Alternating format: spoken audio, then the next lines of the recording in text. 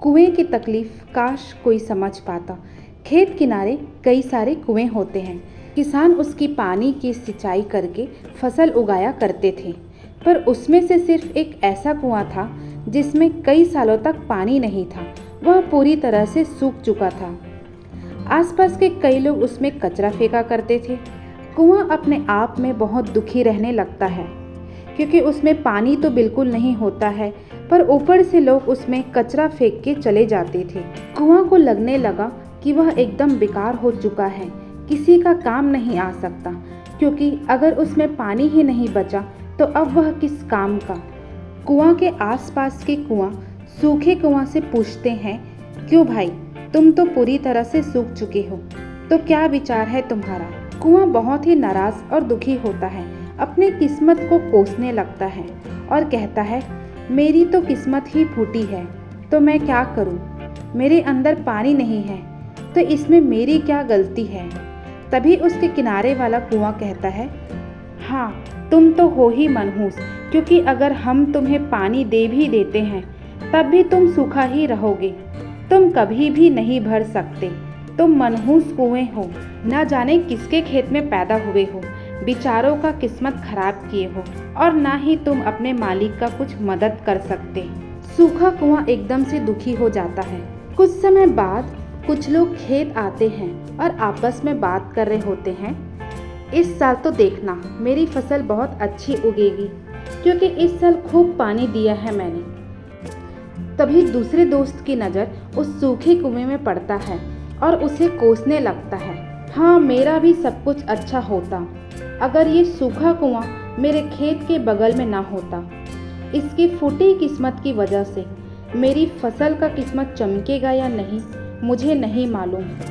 और लोग वहाँ से ऐसी बातें करके चले जाते हैं। वही कुआं बेचारा अपने आप को कोसता रहता है और आंसू बहाता रहता है। दरअसल ये कुआं दिलीप का होता है, जो शहर में रहता है। समय ऐसे ही निकलने लगता है।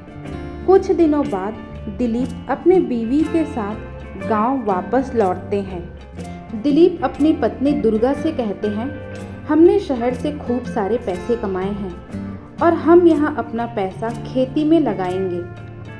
आज मैं अपना खेत देखने जा रहा हूँ। दिलीप अपना खेत देखने के लिए जाते हैं और देखते हैं कि उसके खेत का वह कुआं पूरी तरह से सूख चुका है और उसमें काफ़ी कचरा भी फेंका गया है। दिलीप घर आकर दुर्गा को सारी बातें बताते हैं और कहते हैं कि गांव में मैं किसी मजदूर को ढूंढता हूं और खेतों की और साथ ही कुआं की अच्छे से सफाई करा देता हूं। कुछ दिनों बाद कुएं की सफाई हो जाती है और कुआं बहुत खुश होता है। दिलीप आसपास के लोगों से बात करते हैं और पानी की मांग करते हैं, पर बहुत कोशिश करने के बाद भी कुछ हासिल नहीं होता। दिलीप दुर्गा के कहने पर गांव की एक काकी से मिलने जाता है। काकी दिलीप और दुर्गा को कहानी सुनाने लगती है कि तुम्हारे पूर्वज यानी चंद्रकांत बहुत ही बुरे व्यक्ति थे। वो गरीबों की ज़मीन पर कब्जा किया करते थे। गांव के कई गरीबों की ज़मीन यानी तुम्हारे परदादा हथिया चुके थे।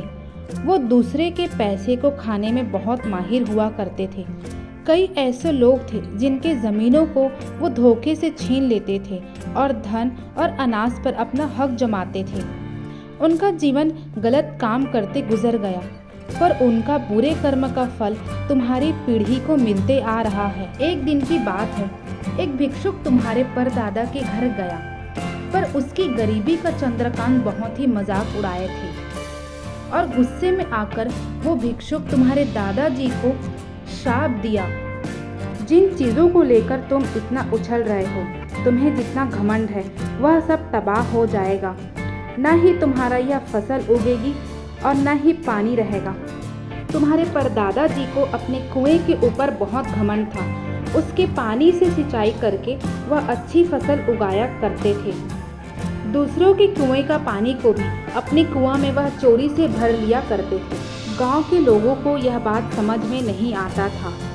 इसके चलते वह चंद्रकांत बहुत ही घमंडी हो चुका था और उसकी घमंड को तोड़ने के लिए उस भिक्षुक ने उस कुएं को श्राप दिया कि वह सूखा रह जाए।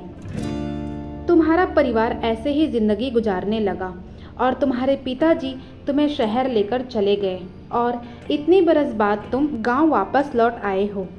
दिलीप पूछते हैं कि यह सबसे कैसे छुटकारा मिलेगा। तभी काकी उसे एक तरकीब समझाती है। तुम्हारे परदादा जी की अस्थियां मरने के बाद उसी कुएं में दबाया गया है। गांव वाले ने उसे किसी भी नदी में विसर्जित करने से मना कर दिए थे। तो जाओ और सबसे पहले उनकी अस्थियों को नदी में विसर्जित करो, तभी उस कुएं को ब्राह्मण के श्राप से मुक्ति मिलेगी। दिलीप और उनकी पत्नी घर जाते हैं और कुआं की सबसे पहले अच्छे से सफाई कराते हैं और ब्राह्मण को बुलाकर उसकी पूजा कराते हैं और परदादा जी की अस्थियों को नदी में विसर्जित करते हैं। दिलीप पढ़ा लिखा होता है तो उसके परदादा जी की छीनी हुई जमीन को वह वापस दिलाता है। इस तरह से अब कुआं श्राप से मुक्त हो जाता है। इस साल तेज वर्षा होती है और तभी दिलीप का सूखा कुआं पानी से भर जाता है और फिर से उसकी खेतों में हरियाली छा जाती है। वहीं दूसरी ओर कुआं बहुत खुश होता है कि उस पे अब पानी आ गया है और उसके ऊपर कोई कचरा नहीं फेंकेगा। तो दोस्तों, हमने देखा कि जब कुआं सूखा था तब कैसे सब उस पे कचरा फेंका करते थे, उसका अपमान किया करते थे। हमारे साथ भी ऐसा ही होता है। जब सफलता नहीं मिलती है तो कैसे लोग नीचा दिखाते हैं, पर हमें वह कुएं के जैसा हिम्मत बनाए रखना है। उम्मीद को जगाए रखना है कि एक दिन सफलता ज़रूर मिलेगी। किसी के बोलने पर खुद को कभी छोटा महसूस मत करना, हिम्मत बनाए रखना और आगे बढ़ते रहना। स्वस्थ रहे, मस्त रहे, सबको साथ लेकर चले।